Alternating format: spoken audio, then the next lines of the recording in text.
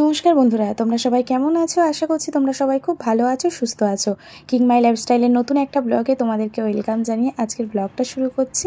তো বন্ধুরা, এটা কিন্তু আজকের ভিডিও ক্লিপ না, এই ভিডিও ক্লিপটা ছিল শ্রাবণ মাসের ভিডিও। মাইদের তখন এক্সাম চলছিল, মাইদের এক্সামে ঢুকিয়ে দিয়ে 1.5 ঘন্টা আমরা কোথায় থাকবো, তো সবাই মিলে বললো চলো ভূতনাথে যাই। তো মাইদের স্কুল থেকে ভূতনাথ বেশি দূরে না, মাইদের স্কুলের সামনে থেকে অটো যাচ্ছে, পুরো ভূতনাথের সামনেই নামিয়ে দিচ্ছে। সত্যি বলতে আমার যাওয়ার ইচ্ছাই ছিল না, তো সবাই যাচ্ছিল, বললো চলো চলো চলো, তাই আমিও চলে গেলাম সবার সাথে। তারপরে দেখো গঙ্গায় দেখছি জোয়ারটা থাকাকালীন দেখো কত সুন্দর লাগছে গঙ্গার চারপাশটা। আর তখন ছিল শ্রাবণ মাস, সোমবার ছিল। তো সবাই মিলে সোমবারই ছিল যতটা সম্ভব, আমার ঠিক এখন মনে পড়ছে না। তো সবাই মিলে বললো চলো একটু ঘুরে আসি।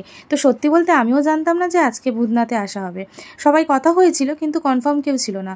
তো আমি জাস্ট নর্মালি যেমন আসি তেমনই এসছি। তা জানলে আমিও একটা কুর্তি পরে আসতাম, সত্যি বলতে জানাই ছিল না।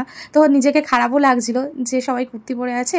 তো তারপরে যাই হোক গেলাম মন্দিরের ভিতরে গিয়ে একটু ঘুরে এসেছি। তো ভিতরে তো ফটো ভিডিও কোনো কিছু অ্যালাউ নেই, আমরা কেউ পুজো দিইনি, কিন্তু ঘুরে এসেছি, বাবার দর্শন করে এসেছি। তো এখন যাচ্ছি গঙ্গার পাড়ে। তো এই জায়গাটা ছিল খুব সুন্দর, তো সবাই মিলে কিছুক্ষণ এই জায়গাটা থেকে আমরা টাইম মতো আবার বেরিয়ে গেছি। তো দেখো সবাই খুব আনন্দও করেছে এইটুকু টাইম। তো যাই হোক ওইদিকে দেখো হাওড়ার ব্রিজ দেখা যাচ্ছে, ভূতনাথের গঙ্গার পাড় থেকে হাওড়ার ব্রিজটা খুব কাছে দেখা যাচ্ছে, দেখে কত সুন্দর লাগছে না? আর এখন তো ভরা জোয়ার, খুব সুন্দর লাগছে চারপাশটা। তো আমিও একটু ভিডিও করেছিলাম, কিন্তু সেই মুহূর্তে আর কোনো ভিডিও আমি পোস্ট করতে পারিনি, এডিট করতে পারিনি, তখন মন মেজাজও ভালো ছিল না। তোমাদের দাদাভাই সেই সময় 2 মাস মতো ভেলোর ছিল, মায়ের এক্সাম ছিল, আমার ক্লাস ছিল, নানান দিক থেকে। তারপরে আর ভালো লাগছিল না, তারপরে অনেক কিছু সমস্যা ছিল, সেই জন্য আর কি আমি কোনো ব্লগ দিইনি। দেখো বন্ধুরা, এই যে লঞ্চটা আসছে কত সুন্দর লাগছে না? আমাদের ক্যামেরাম্যান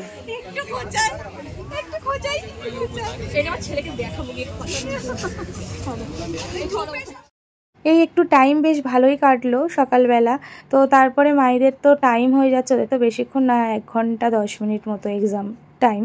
তো সেই টাইমের মধ্যে আমাদের আবার বেরিয়ে যেতে হবে, একটুখানির জন্য ঘুরতে এসেছিলাম। তো তারপরে আমরা টাইম মতো বেরিয়ে এসেছি। আর এই দেখো ভূতনাথের ঠিক অপোজিট পারে এই মন্দিরটা, মা কালীর মন্দির, খুব সুন্দর লাগলো মন্দিরটা, একটুখানি দর্শন করলাম। মায়ের মুখটা খুব মিষ্টি, ভিডিও ছিল ডিলিট হয়ে গেছে দেখলাম, তো এই ভিডিওটা ছিল তাই তোমাদের সাথে শেয়ার করলাম। পরপর অনেক দিনের ভিডিও আমি তোমাদের সাথে শেয়ার করছি।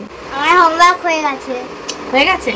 আমি খাতাটা চেক করব, তারপরে আমি টিভিটা চালাবো। টিভি দেখার জন্য হোমওয়ার্কটা কমপ্লিট করে নিয়েছে, দেখি সত্যি না মিথ্যে সেটা আগে আমাকে দেখতে হবে। একটা কাজ করেছি আর 2টো বাকি আছে। হ্যাঁ, এটাই হলো আসল কথা। এই ভিডিওটা ছিল 2 মাস আগে, বাড়ি থেকে ফেরার সময় বোনকে সাথে নিয়ে এসেছিলাম। কারণ আজ আমার নেলের ক্লাসের এক্সাম ছিল, তো সেই কারণে বোনকে সাথে নিয়ে এসেছি, বোনের হাতে কাজ করব। চলো ব্লগটা স্টার্ট করলাম। মায়ের মনটা আজকে খারাপ হয়ে গেছে, কারণ মায়ের পাপা বাড়িতে নেই, তার মধ্যে আমিও ক্লাসে যাচ্ছি, একা বাড়িতে থাকি। মুখটা দেখো কাঁচুয়াচু হয়ে আছে, কারণ আমি এখন ক্লাসে যাচ্ছি। মাইকে স্নান করিয়ে খাইয়ে রেখে দিয়ে আমি যাচ্ছি। মাই এখন টিভি দেখবে বসে বসে, কারণ মায়ের হোমওয়ার্ক হয়ে গেছে।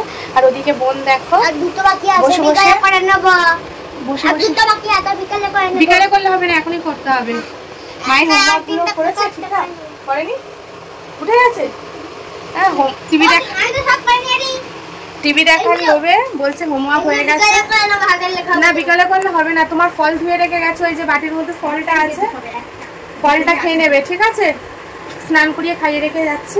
তো আজকে আমার নেলের ক্লাসে এক্সাম আছে, সেই জন্য বোনকে নিয়ে এসেছি। কালকে আমি বাড়ি থেকে এসেছি, বাড়িতে ছিলাম 2 দিন, তো বাড়ি থেকে আসার সময় বোনকে নিয়ে এসেছি। তো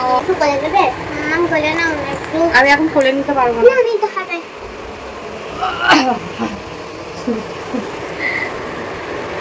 বুড়ো ছেলে কোলে উঠেছে।